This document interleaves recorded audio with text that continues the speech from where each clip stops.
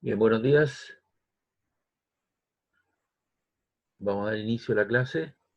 Les recuerdo que, de acuerdo a la planificación, ¿cierto? Dada, hoy día nos corresponde eh, ver, ¿cierto? Lo que es de la dilatación térmica en, en sólido y líquido. Y para eso, ¿cierto? Ustedes disponen de un PPT que está en el aula virtual y que lo vamos a analizar hoy día para dar la explicación correspondiente. Vamos a ir a buscar la información.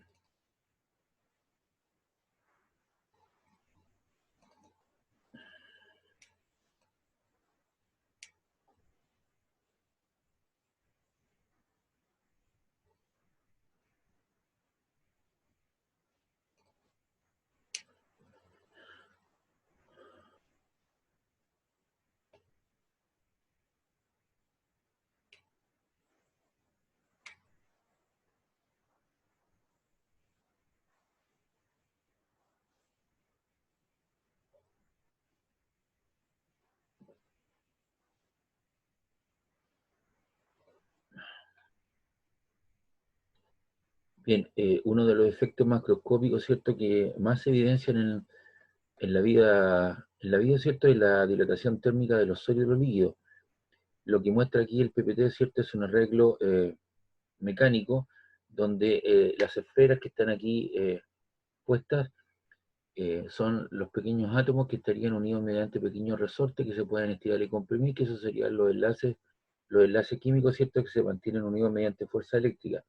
Este es un modelo mecánico, ¿cierto?, que simularía la distribución cúbica, ¿cierto?, que tienen los átomos en cuestión. Esa sería una situación inicial cuando tú le incorporas energía en forma de calor y haces aumentar la temperatura en un delta T de temperatura. Este sistema, ¿cierto?, lo que hace es se dilata tanto en el largo, en el ancho, en el alto, dando lugar a una dilatación de tipo cúbica. Y si tú te das cuenta, ¿cierto?, los átomos vibran con una cierta frecuencia y se separan con una distancia del orden de 10 elevado a la menos 11 metros, es decir, del orden de un Armstrong, y estos están vibrando con una cierta frecuencia. La separación promedio de los átomos es del orden de 10 elevado a la menos 10 metros, y eso corresponde más o menos a un Armstrong. Cuando la dilatación de este objeto es lo suficientemente pequeña, comparado con sus dimensiones, uno puede hacer una buena aproximación como una función lineal de la temperatura. Tenemos una dilatación de tipo lineal, ¿no es cierto? En el caso que tenemos un cuerpo que tiene una cierta longitud, si tiene una longitud L, este va a aumentar en una cantidad delta L. Recuerden que el delta, ¿cierto?, es la diferencia entre la longitud final menos la longitud inicial para un cambio de temperatura delta T.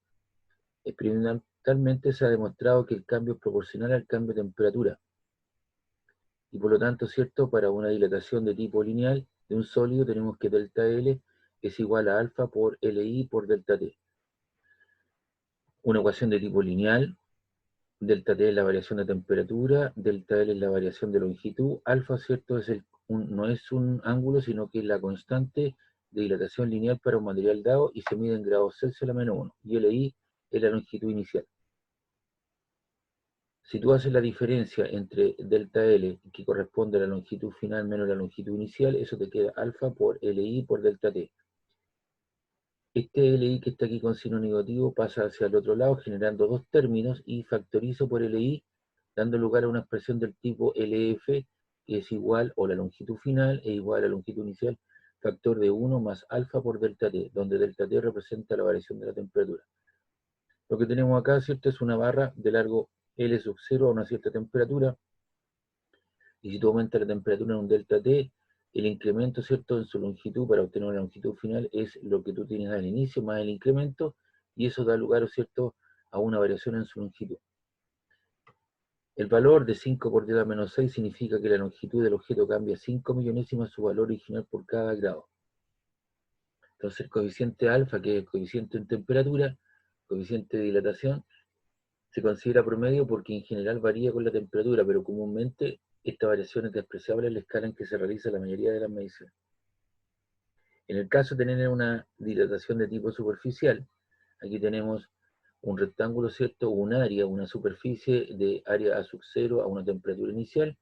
Lo que uno observa, ¿cierto? Que esto se dilata tanto en el largo como en el largo, ¿cierto? Como en el ancho, dando lugar a una variación en su área. La variación en el área ahora es 2 por alfa por la área inicial por delta t. Ese 2 que aparece aquí, ¿cierto? Se debe a que hay dos dimensiones comprometidas. De igual forma, si tú quieres medir el área final, es igual al área inicial, factor de 1 más 2 por alfa por delta t, donde la temperatura final sería lo inicial más el incremento en la temperatura.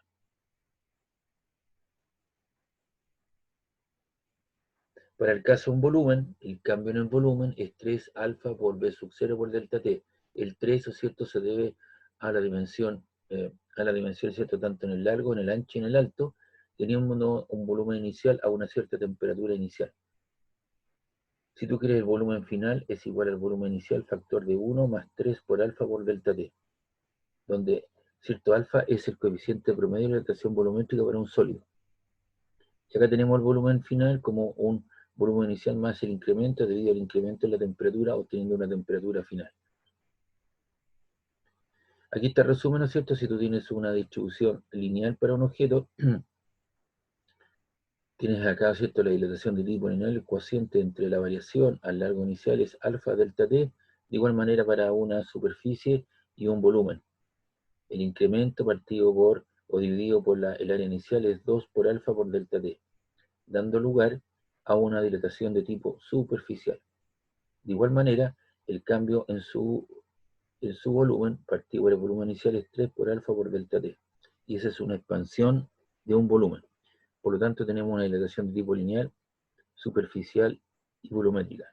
Los líquidos presentan una dilatación de tipo volumétrica. Acá tenemos la tabla de coeficientes de dilatación. Para los materiales, todo esto está en grados Celsius a la menos 1, igual que el beta, que es el coeficiente de dilatación volumétrico, en grados Celsius a la menos 1. Tenemos el ínbar, que es una aleación fierro-níquel, el hormigón, el acero, el plomo, el páirex, vidrio, cobre, latón, bronce, aluminio, y todos los valores, ¿cierto?, son del orden de 10 elevado a la menos 6.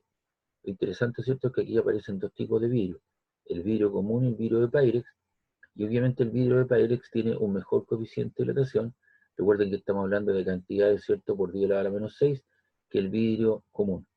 Por lo tanto, ¿cierto?, la mayoría de los utensilios de la cocina o que se usa en el laboratorio, ¿cierto?, de alta precisión, todos esos vasos precipitados, tubos de ensayo, ¿cierto?, que son de vidrio de Pyrex, que soportan de mejor manera los cambios bruscos de temperatura. Y acá están los coeficientes de dilatación del aire, el agua, la gasolina, la trementina, el mercurio, la glicerina, la acetona, el benceno y el alcohol, que son del orden de 10 elevado a la menos 4 a 10 elevado a la menos 3.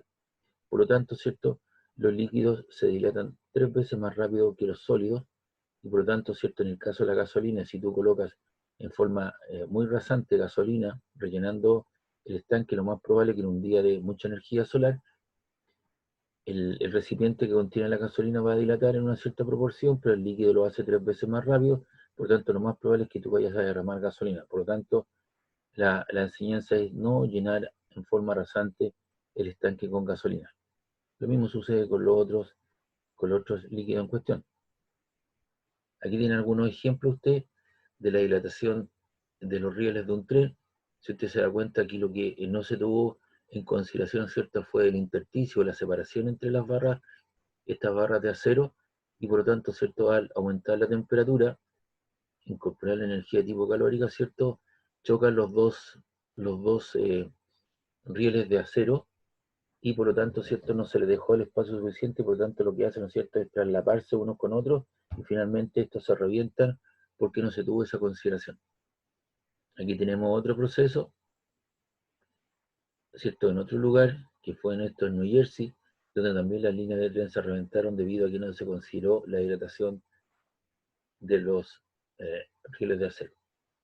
Aquí hay un hueco en el asfalto, ahí está el orificio, la separación que existe entre dos partes del puente, y usted sabe, ¿cierto?, que el hormigón, ¿no es cierto?, también se dilata, y por lo tanto lo que hay que colocar, ¿cierto?, usted no puede dejar eso al aire libre, ¿cierto?, entonces lo que se coloca es una juntura de expansión, que actúa como una peineta y hace este juego que estoy mostrando aquí en pantalla, ¿cierto?, que dilata y contrae. y hace un juego de esas características.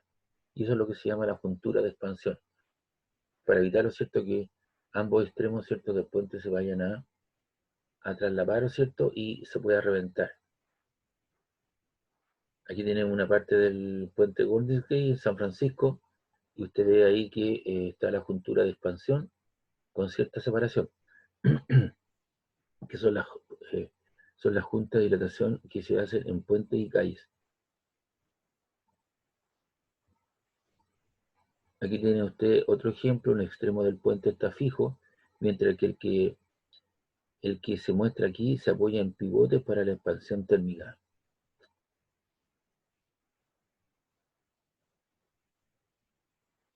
Otro ejemplo interesante, ¿cierto?, es de los termostatos termistores, ¿cierto?, que es una barra bimetálica constituida por dos metales de hierro y latón.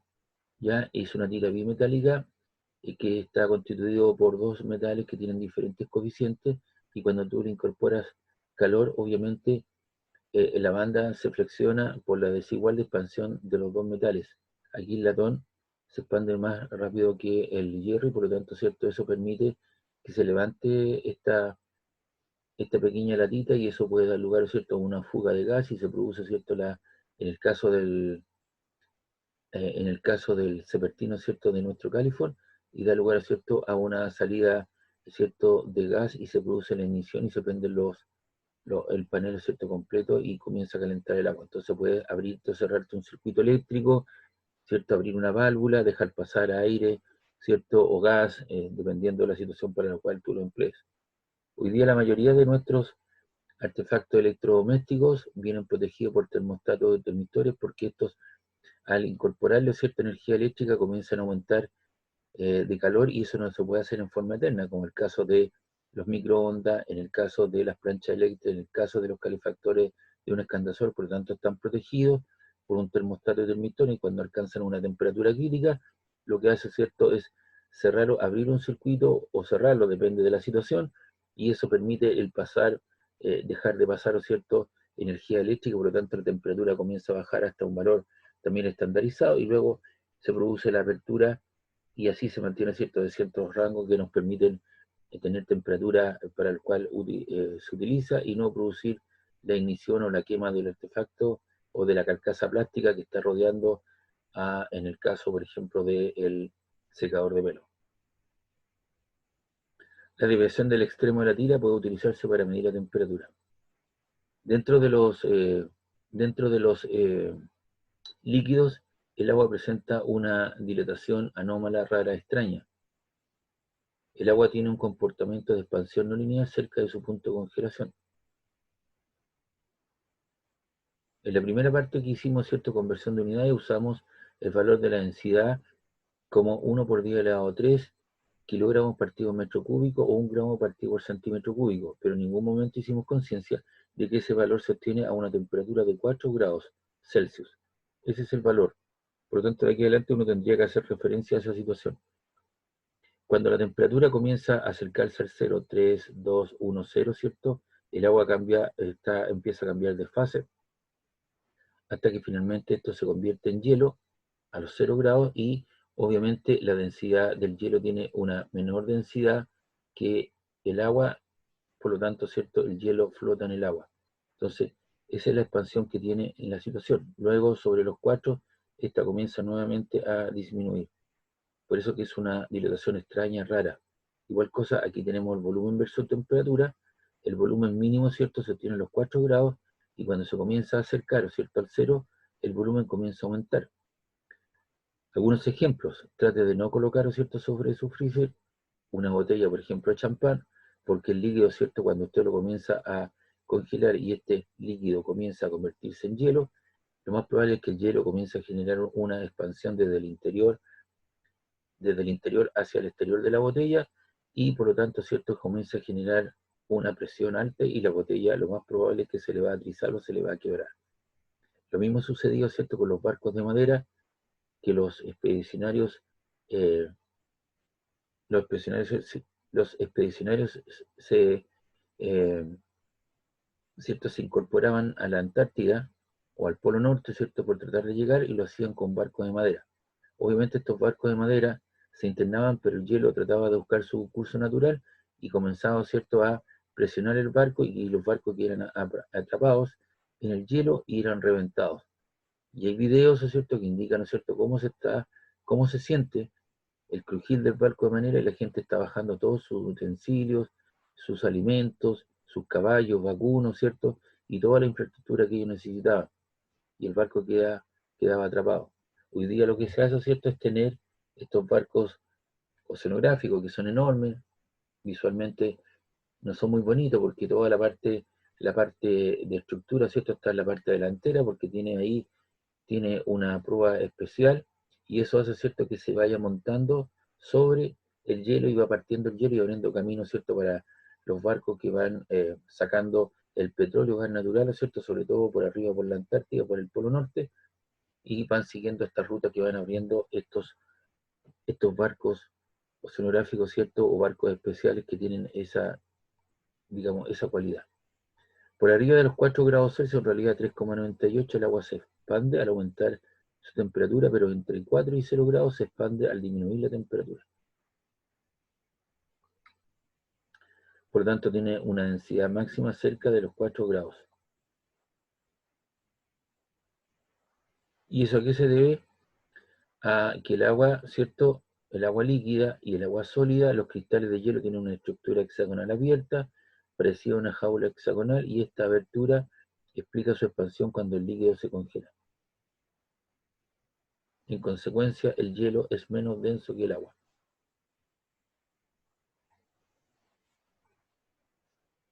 Aquí está en la gráfica, ¿cierto?, que ya hemos analizado. A medida que aumenta la temperatura del agua, inicialmente que está a cero, el colapso simultáneo de los cristales de hielo y el aumento del movimiento molecular produce un efecto total que la densidad del agua es máxima a los 4 grados en cuestión.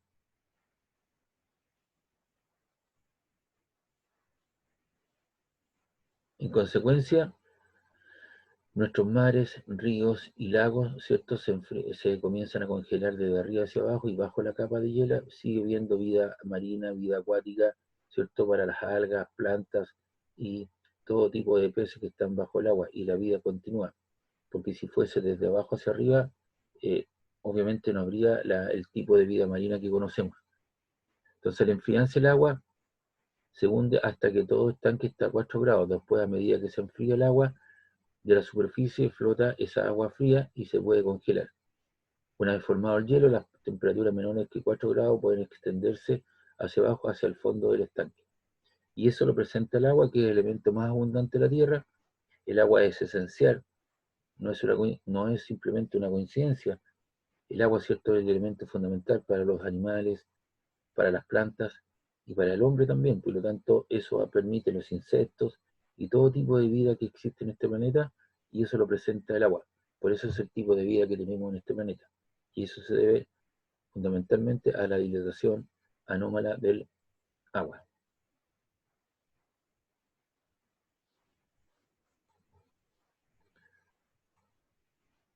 También aquí, es cierto, les voy a presentar un resumen que también está en el aula. Ustedes lo pueden accesar a él. Es el resumen un poco, ¿cierto?, escrito, que habla de las mismas cosas que ya hemos analizado. Todos los cuerpos sólidos, líquidos, gaseosos se dilatan cuando se les entrega calor. Tenemos el caso de la dilatación lineal.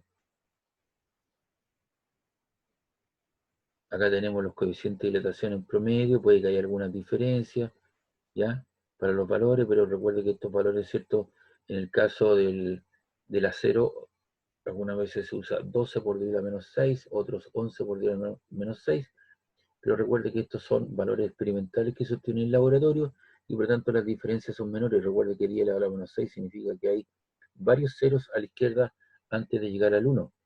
Por lo tanto, los valores, ¿cierto?, pueden diferir en alguna situación. Aquí tenemos la fórmula para la dilatación de tipo lineal. La longitud final igual a la longitud inicial, factor de 1 más alfa por delta t. Y aquí aparece la longitud final, la longitud inicial, la variación de temperatura y el coeficiente alfa para la dilatación. En el caso de la dilatación superficial, la misma situación, tenemos S sub f, que sería la superficie final, es igual a la superficie inicial, factor de 1 más 2 alfa por delta T. Aquí aparecen cada una de las variables, ¿cierto?, explicadas con sus correspondientes unidades en cuestión. En el caso que si uno tiene una lámina o una superficie y esto tiene un orificio, el área, ¿cierto?, de este orificio también se dilata en la misma proporción que el material que lo rodea. Y eso tiene que ver con la naturaleza humana. En el caso, por ejemplo, de un motor, la carcasa del motor, que puede ser de acero o de otro material, y los pistones, hay unos 3 o 4 orificios, dependiendo de la cantidad de pistones que tenga, tienen unos pistones y esos pistones, ¿cierto?, son de otro material y este material es de aluminio. Tienen diferentes coeficientes, por lo tanto queda un cierto juego y por lo tanto al aumentar la temperatura de un motor, aumenta la temperatura de la parte externa, ¿cierto? Y también de los pistones, y ese agujero también tiende a abrirse un poquito, por eso que el pistón puede subir o puede bajar sin ningún problema para producir la explosión necesaria y suficiente y darle la presión para que el motor, ¿cierto?, pueda funcionar. En el caso de la dilatación cúbica o volumétrica, tenemos el volumen final igual a volumen inicial más 1 beta delta T, donde beta en este caso para los líquidos es 3 veces alfa, que corresponde, ¿cierto?, al coeficiente de dilatación cúbica del sólido, líquido o gas. Algunos ejemplos de la vida diaria está el metro patrón, los rieles, las construcciones metálicas, la construcción de edificios. En esta hay que tener en cuenta la hidratación térmica. Si el edificio se calienta o carece de espacio para dilatarse, surgen fuerzas internas que hacen fisuras en la estructura. En tal sentido, es conveniente utilizar una junta de expansión. También está el caso de la soldadura, que resiste muy bien cuando los dos cuerpos que se quieren unir se dilatan de la misma manera. Por ejemplo, el vidrio, el platino y la platinita, que es acero con un 46% de acero y níquel, podrían soldarse juntos porque tienen el mismo coeficiente de dilatación. El caso de los vidrios de Pyrex, que ya hice mención a ella anteriormente. El caso de los remaches, ¿cierto? Se colocan calentados al rojo vivo entre dos piezas que se quieren ensamblar y de inmediato se aplastan sus cabezas y estas dos piezas estarán fuertemente unidas cuando se enfríe el remache. También los péndulos de reloj, los caminos pavimentados, por cada 10 metros aproximadamente se deja una ranura, ¿cierto?, que es el intersticio, la separación, que se rellena con asfalto o madera, hay el espacio que absorbe esta dilatación. Y el caso de los termostatos termistores, que ya hemos hablado de ellos. Y acá tenemos la dilatación de los líquidos, hay una dilatación aparente y una dilatación real, y la diferencia, ¿cierto?, real, la dilatación real es la dilatación aparente más la dilatación de la vasija o recipiente. Entonces aquí tienen otro documento que respalda un poco en forma teórica, ¿cierto?, el PPT que yo acabo de mostrar con los 3 tipos de expansión, ¿cierto?, y los ejemplos y análisis, ¿cierto?, que hemos visto. Eso también está en el aula virtual. Bien, vamos a hacer unos problemas de aplicación. Voy a buscar eso de la temperatura.